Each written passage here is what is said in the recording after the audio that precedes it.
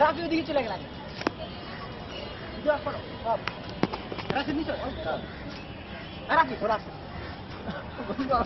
আমার খাওয়াবো নাকি আল্লাহ রাগি কই আরে খা বেটা মুই লাগলে তো চলে গেলি কই রাগি খাবার কে বাকি আছে কে আমার খাওয়াস নাই দোস্ত ও রাফি আমি খাইছি